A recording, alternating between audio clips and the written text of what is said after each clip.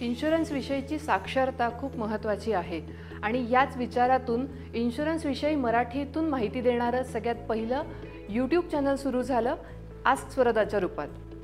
या निमित्ताने अनेक लोक माझ्याशी इन्शुरन्स विषयी बोलू लागले. बरेच जण माझे क्लायंट आहेत आणि क्लायंट व्यतिरिक्त सुद्धा अनेकांपर्यंत हा विषय पोहोचू शकले याचा मला आनंद आहे. आता बऱ्याचदा असं होतं की यंगस्टर्स जे यूट्यूबच्या माध्यमातून माझ्याशी बोलतात तेव्हा त्यांना मी पहिला प्रश्न विचारते की तुमचा इन्शुरन्स आहे का.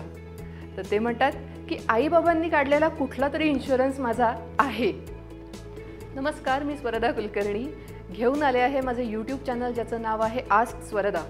व्हिडिओच्या सुरुवातीपासून तुम्ही बघितलं असेल तर एक विषय आपण ऐकतो आहे की आपल्याला कुठले 4 इन्शुरन्स महत्त्वाचे आहेत किंवा इन्शुरन्समधले कुठले प्रकार आपल्यासाठी खरंच गरजेचे आहेत.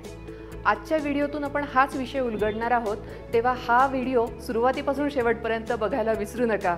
आणि हो, माझं चॅनल लाईक, शेअर आणि सबस्क्राईब करायला तर अजिबातच विसरू नका. इन्शुरन्स म्हणजे काय आणि त्याचे प्रकार कोणते याविषयीचा व्हिडिओ मी ऑलरेडी माझ्या यूट्यूब चॅनलवर केलेला आहे.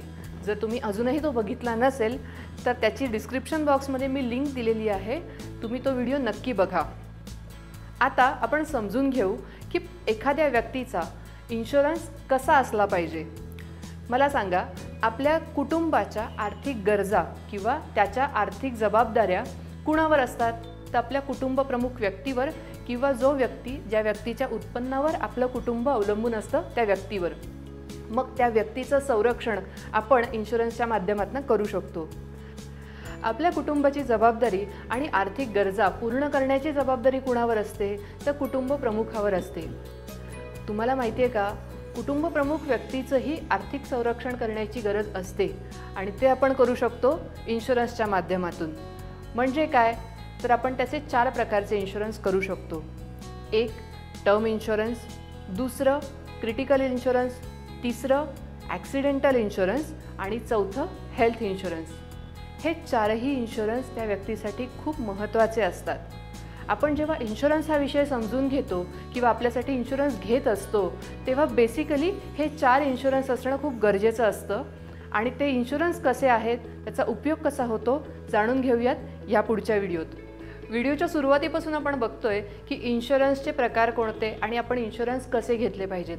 त्यानंतर सुरुवात झाली की कुटुंब प्रमुख व्यक्तीसाठी आपण इन्शुरन्स कसा घेतला पाहिजे, कुठले इन्शुरन्स असले पाहिजेत आणि ते का असले पाहिजेत हे आपण आता समजून घेणार आहोत.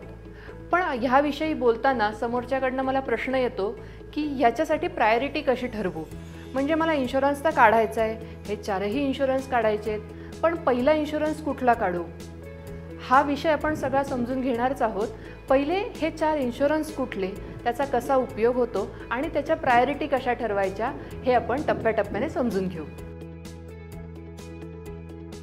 आपण आपलं फायनान्शियल प्लॅनिंग करताना इन्शुरन्स प्लॅनिंग जेव्हा करतो तेव्हा सगळ्यात पहिला इन्शुरन्स जर आपण कुठला काढला पाहिजे तो तर टर्म इन्शुरन्स असतो. टर्म इन्शुरन्स म्हणजे काय, आपण पूर्वीपासून LIC ऐकायचो की आपलं लाईफ इन्शुरन्स कव्हरेज असायचं. आपण थोडेसे पैसे बाजूला ठेवायचो आणि पॉलिसीच्या मॅच्युरिटीला आपल्याला पैसे मिळायचे किंवा या दरम्यान जर आपल्याला काही झालं तर आपल्या नॉमिनीला पैसे मिळायचे. आता टर्म इन्शुरन्स त्याला एक सोपा पर्याय आलेला आहे की आपलं आर्थिक नियोजन करताना आपल्या लायबिलिटीज किती आहेत त्या लायबिलिटीजचा विचार करून एक मोठं कव्हरेज आपल्याला टर्म इन्शुरन्समध्ये मिळतं आणि त्याच्यासाठी लागणारा प्रीमियम खूप कमी असतो. पण हा टर्म इन्शुरन्स आपल्या लायबिलिटीज आणि आपल्या इन्कमला प्रोटेक्ट करतो. म्हणजे जर आपल्याला काही झालं तर आपल्या पश्चात आपल्या नॉमिनीजला ते पैसे क्लेम करता येतात आणि त्यांच्या भविष्यातल्या सगळ्या गरजा पूर्ण करण्यासाठी वापरता येऊ शकतात. इन्शुरन्स प्लॅनिंग करताना सेकंड प्रायोरिटी आपण दिली पाहिजे ती आपल्या पर्सनल ॲक्सिडेंट इन्शुरन्सला. आता तुम्ही म्हणाल की ॲक्सिडेंटल डेथ तर आपल्या टर्म इन्शुरन्समधनं कव्हर होते, मग त्यासाठी आपल्याला पर्सनल ॲक्सिडेंट इन्शुरन्स काढायची वेगळी काय गरज. तर पर्सनल ॲक्सिडेंट इन्शुरन्स आपल्याला 4 प्रकारच्या शक्यतांपासून फायनान्शियल कव्हरेज देतो. एक असतं जर ॲक्सिडेंटल डेथ झाली तर, दुसरं ॲक्सिडेंटल टोटल डिसॅबिलिटी झाली तर, तिसरं ॲक्सिडेंटल पार्शल डिसॅबिलिटी झाली तर आणि चौथं ॲक्सिडेंटल टेम्पररी डिसॅबिलिटी झाली तर. ऐकायला थोडं अवघड आहे ना, सोपं करून सांगते. एखाद्या व्यक्तीचा अपघात झाला तर सगळ्यात भयानक गोष्ट घडते ती म्हणजे त्या व्यक्तीची डेथ म्हणजे मृत्यू. PA पॉलिसीतनं जर आपण त्याचं कव्हरेज घेतलेलं असेल तर त्याच्या नॉमिनीला त्याच्या डेथचा क्लेम मिळू शकतो.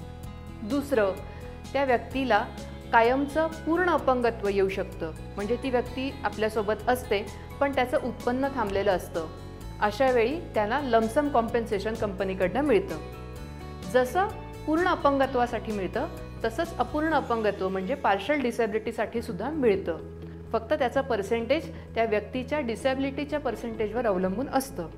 आणि चौथं, जर अपघात झाला आणि आपल्याला प्लास्टर टाकले म्हणून आपण कामावर जाऊ शकलो नाही आणि घरी बसलो तर जेवढे दिवस आपण घरी आहोत तेवढ्या दिवसाचा पगार आपल्याला कंपनीकडनं म्हणजे इन्शुरन्स कंपनीकडनं क्लेम म्हणून घेता येतो. फायनान्शियल प्लॅनिंगमधल्या इन्शुरन्स प्लॅनिंगमधला तिसरा आणि महत्त्वाचा इन्शुरन्स म्हणजे हेल्थ इन्शुरन्स. जी व्यक्ती कमवते आहे ती व्यक्ती आपल्या कुटुंबाचं आर्थिक संरक्षण हेल्थ इन्शुरन्सच्या माध्यमातून करू शकते. आता कुटुंबाचं आर्थिक संरक्षण टर्ममधनं होतंच, पण हेल्थ म्हणजे काय तर जर काही मेडिकल इमर्जन्सी आली त्या व्यक्तीसाठी किंवा कुटुंबातल्या व्यक्तीसाठी तर ती इमर्जन्सी आपल्याला हेल्थ इन्शुरन्सच्या माध्यमातून फायनान्शियल बॅकअप प्रोव्हाइड करते. इन्शुरन्स प्लॅनिंगमधला चौथा आणि शेवटचा इन्शुरन्स म्हणजे क्रिटिकल इलनेस इन्शुरन्स. नाव कधी ऐकलं नसेल, थोडं अवघडही आहे, पण हा इन्शुरन्स आपल्यासाठी खूप महत्त्वाचा आहे. कसा? सध्या बदलत्या लाईफस्टाईलमुळे आपल्याला होणाऱ्या आजारांचं प्रमाण वाढले. अगदी कमी वयातही heart attack, heart stroke, angiography, kidney transplant किंवा ऑर्गन ट्रान्सप्लांट, कॅन्सर यासारखे अनेक आजार झाल्याचे आपण ऐकतो आणि त्यामुळे त्या व्यक्तीच्या उत्पन्नावर परिणाम होतो. त्याचा हेल्थ इन्शुरन्सही अशा वेळेस कमी पडतो.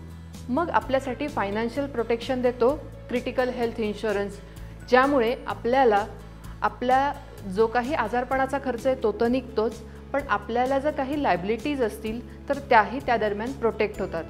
बरं, हा आजार आपल्यासाठी काही महिन्यांचाच असतो, पण तेवढ्या महिन्याचं आर्थिक संरक्षण आपल्याला ह्या इन्शुरन्समधनं मिळतं. कुटुंबप्रमुख व्यक्तीचे कोणते 4 इन्शुरन्स असले पाहिजेत आणि त्याची प्रायोरिटी कशी असली पाहिजे, म्हणजे कुठल्या इन्शुरन्समध्ये मी कशा प्रायोरिटीने पैसे इन्व्हेस्ट करू समजून घेऊयात. पहिला टर्म इन्शुरन्स, दुसरा ॲक्सिडेंटल इन्शुरन्स, तिसरा हेल्थ इन्शुरन्स आणि चौथा क्रिटिकल इलनेस इन्शुरन्स. या 4ही विषयांवर डिटेल माहिती देणारे व्हिडिओज माझे लवकरच येत आहेत, तेव्हा माझं हे चॅनल लाईक, शेअर आणि सबस्क्राईब करायला विसरू नका.